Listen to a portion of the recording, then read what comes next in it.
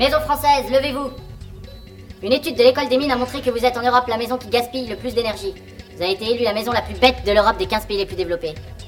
En revanche, votre voisine, la maison allemande, est celle qui consomme le moins d'énergie. Qu'avez-vous à dire à cela? Bah monsieur le juge, je me soigne. J'ai fait des progrès. Mon gouvernement a lancé le grelot de... Non, le Grenelle de l'environnement.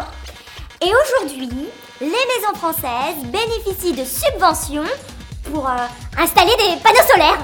C'est très bien, mais ce n'est pas de panneaux solaires dont je vous parle. Je vous parle de votre mauvaise efficacité énergétique. La chaleur que vous fabriquez avec vos radiateurs et qui fuit à cause des ponts thermiques. Mais monsieur le juge, c'est pas ma faute. En France, on est les rois du placo. Alors le placo, c'est une couche de plâtre plus une couche de polystyrène. En France, on l'aime bien, parce que c'est facile à poser. Mais ça stocke mal la chaleur, ça laisse passer l'air, parce que souvent, les joints, ils sont mal faits. Il n'y a pas que ces joints-là qui sont de mauvaise qualité.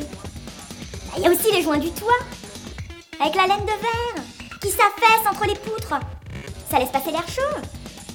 Bon, ces ponts thermiques dans le toit, ça fait fuir le chauffage. Mais moi, ça m'aère la tête. Mais maison française, je ne vous comprends pas. Vous êtes bête, c'est certain. Mais vous avez une bonne analyse sur les raisons de vos fuites. Mauvaise isolation des murs, mauvaise isolation du toit. Et pourtant, face à une telle situation, je vous trouve complètement passive. Ah non, monsieur le juge, je ne suis pas une maison passive, moi. Dans le grelot, dans le Grenelle de l'environnement, ils disent qu'une maison passive est une maison très bien isolée et qui produit plus d'énergie qu'elle en consomme.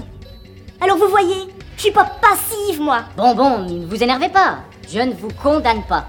Mais je vous demande expressément d'améliorer votre efficacité énergétique en isolant mieux votre habitation.